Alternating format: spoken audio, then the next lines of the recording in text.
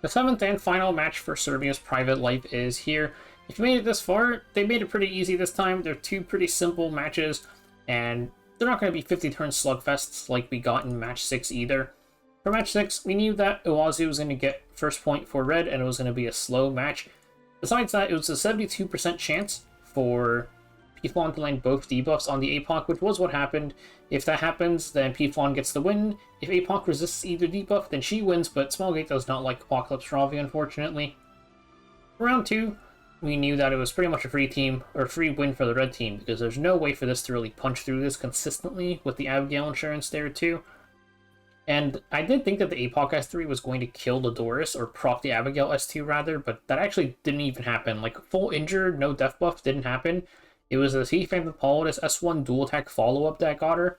But, like I mentioned, the Doris, she's going to have her S3 available because no one else gets low enough to warrant it. So even if she drops the 1, she'll just heal right back up with her S3.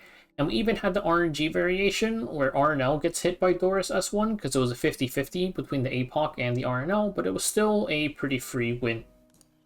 Now, for this match, we're going to take a look at the first round. This one is just a series of chain reactions. First up, Renox into S2 to Summer Hua Young. That's going to activate Colley's S2 because single target attack. She's going to hit the Hua Young 2. That's going to activate Lionheart Cermia's S2 because this is a extra attack. That's going to push her up, give her defense buff, all that good stuff. But that's a non-attack skill, which is to activate Summer Hua Young's S2. Summer Hua Young's S2 is going to go into the highest defense target, which is Bystander Hua Young, because Bystander Hua Young gets a ton of defense from her S2. So she's going to just instantly die, Hua Young on Hua Young crime. And then after that, Renox gets her turn again. She's going to S3 into the Hua Young and kill her. So when Renox got her second turn, she had attack buff from her S2 that makes her the highest attack ally on this team. So that activates Queen's Whistle, Young Cermia pushes up, S3s, cleanses the Renox. And then Colley finally gets to go. Colley's going to press S3. That's going to strip defense buff off of the Cermia, also do a bunch of damage and stun people. DKS is going to proc her S2, which is going to cleanse the stuns, CR push her up a bunch, and she's going to press S3. This S3 is going to finally activate Young Cermia's S2. Young Cermia is going to fire her S2 back. This is going to activate the barrier from Ross' skill tree, give Cermia a giant barrier. And then Young Cermia is going to take her extra turn. She already used S3. So she's going to S1. DKS should be dead at this point. S1 into Lionheart Cermia. Lionheart Cermia will tank either Renox or Colley S1, with Colley S1 being a bit more dangerous because she can land double bleeds. But Lionheart Cermia takes the turn. She's going to S3, boom boom, kill everybody. S1, kill the Young Cermia, and it's pretty fast and clean. Let's go ahead and take a look at the mocks. So starting off, Renox is going to S2 into the Hua Young, and then Colley is going to go, and then Lionheart is going to go, and then Summer Hua Young is going to go and kill the Bystander Hua Young. Now Renox goes again, we S3, kill the Summer Hua Young. Now it's time for Young Cermia to go, which is really just going to cleanse the stun. Colley's going to go, strip the defense buff, also detonate the bomb.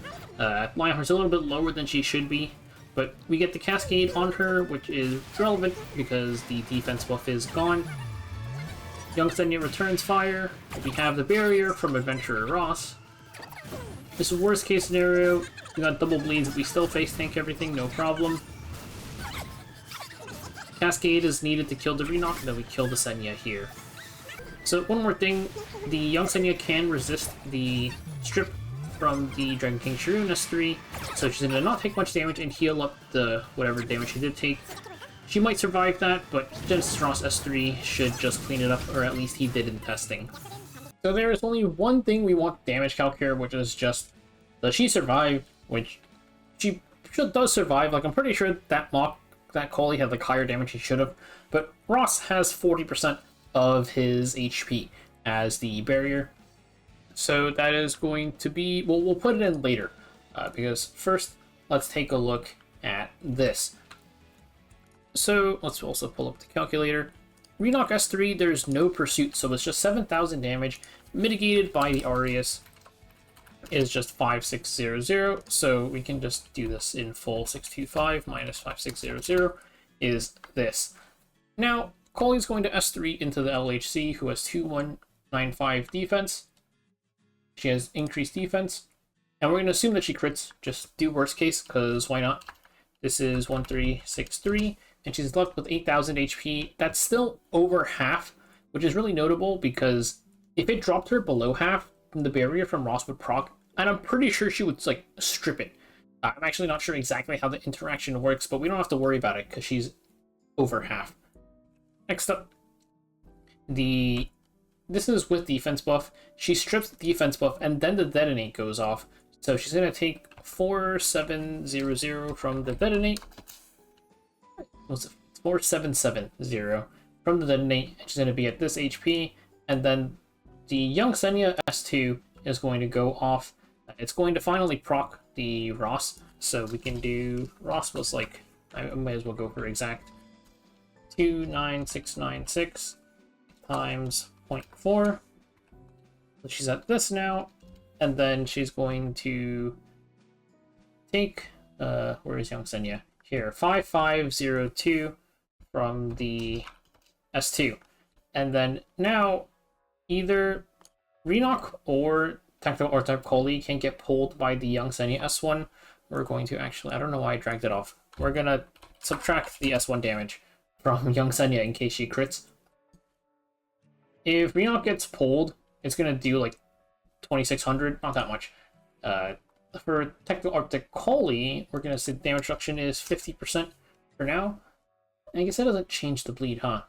But S1 on the crit is going to do 1170 minus the bleed was over here. Actually, it's 4 bleeds technically, right? Because yeah, because 2 turn bleeds. So she is left with like 3000 HP, and mine was a little bit lower. I think that Koli just had a little bit more attack, and mine might have been a little bit squishier. I don't remember. But yeah, she does live, if not just kind of close in certain situations. So this one should be pretty nice. If you're looking for just a safe bet, guaranteed red team gets first point. In the middle, in the very start, right? Renok, Koli, Lionheart, Hwayoung, boom, this thing is dead. And this is just not even going to be close. Hwayoung ST with a tactical nuke even while pilfered. Also, this just does not have a lot of HP. So this is guaranteed, okay? If you're really worried about your badge, it's this. But this is also just what the result is going to be. And it's not perfect, so we're going to just put our 10 coins in. Now for the second one. This one's actually a pretty funny one.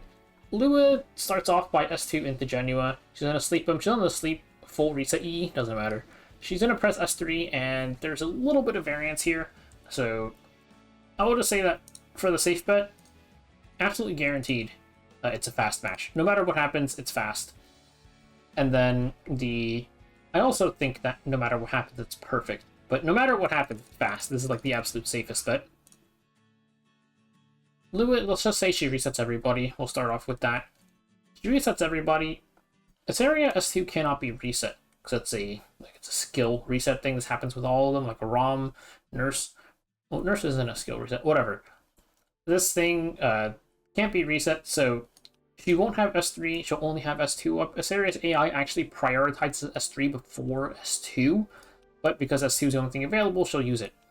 Her S2 targeting goes by, first it checks for cooldown, and then among the units that have a cooldown, it'll go by class. I think she ignores either Knights and Soul Weavers or only Soul Weavers. After that, it'll check the unit with the highest attack among the eligible allies, which here is going to be BK.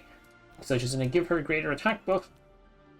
The Awakened Leaf is going to push the BVK up as well. Just a quick look at the CRs. 211 divided by 280, and this plus 0.2.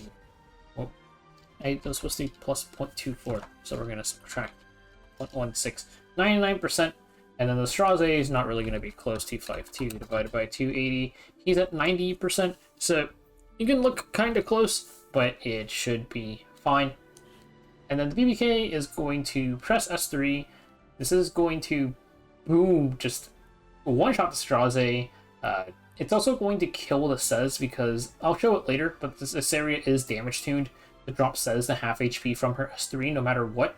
I forgot to mention, Cermia presses S3 after she presses S2. She gets an extra turn, and this is only a 1-turn increase, so she would get her S3 back. Cermia S3 known to be a tactical nuke, It's gonna drop him down to half. BBK kills him. These two both dead. Lua has the damage reduction from Guiding Light, which you just have to assume that she procs. Either way, it doesn't matter. But she probably has a damage reduction from Guiding Light Stealth. And then both Lua and Katie will be alive after the BBK S3. BBK is going to get an extra turn, S1 Katie, most likely, kill her, and then at this point, Seedom gets to go. She is reset, so she can't S3, but she does have S1, so she's going to S1 into Lua and kill her. And that is pretty much the match. The RNG here is, what if Asaria resists the thing? If Asaria resists, bad things are going to happen because her AI, like I said, prioritizes S3. So she's going to press S3 and this entire team is going to die like a dog. There's also the what if BBK resists, which we'll take a look at in a little bit. First, let's take a look at the mocks. Those ones pretty simple. Lewis is going to press S2, S3, and reset. I actually 15% of the reset here on Asaria, so I just press S2. Let's just pretend that it landed, because she would S2 normally here. It pushes up to BBK, and we're going to S3 into Says.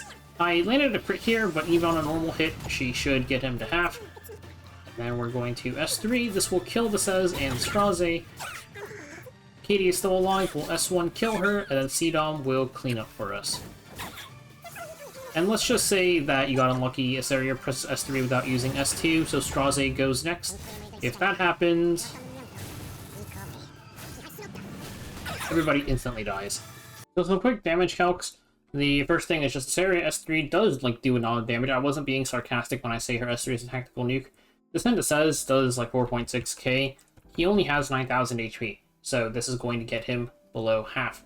And then also, what if happens if, BBK resists it, somebody else gets pushed up? Let's take a look. She's got Windrider, she has the Immortality EE, and that's pretty much it. So, there is one thing where Lua Beguile does, drop the...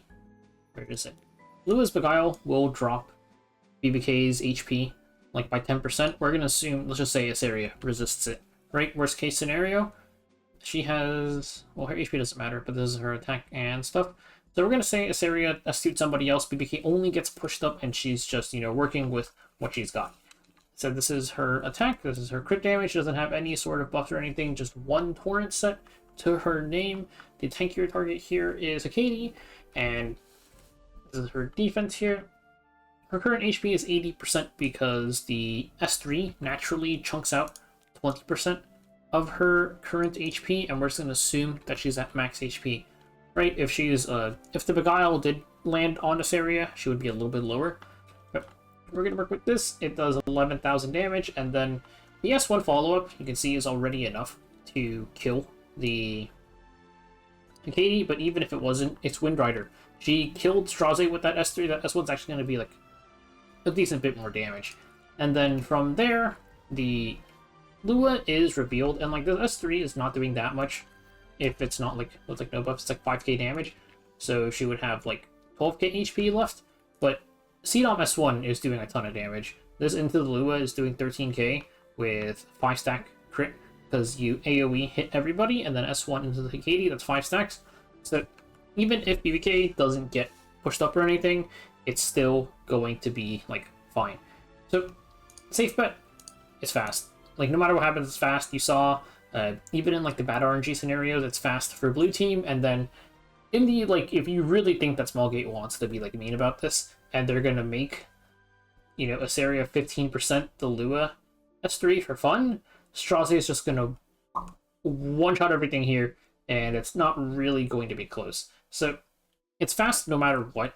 I think, if you're, really super worried about Genua resisting literally everything, and then he manages to kill the Hecate, then the Straze could get stalled out here a little bit, but nah, it's fine. It's gonna be fast. This is your safe bet. But what's most likely going to happen is this, and this is what I'm all inning on, And I'm just going to double check everything. So this is red, red, fast. And again, your safe bet is that this is just a first point for red team, but it's probably going to be red, red, fast. And then for this one, again, your safe bet is that it's just going to be fast, but we're going to say it's a blue team, perfect win for them, and it's fast. Let's go ahead and lock it in.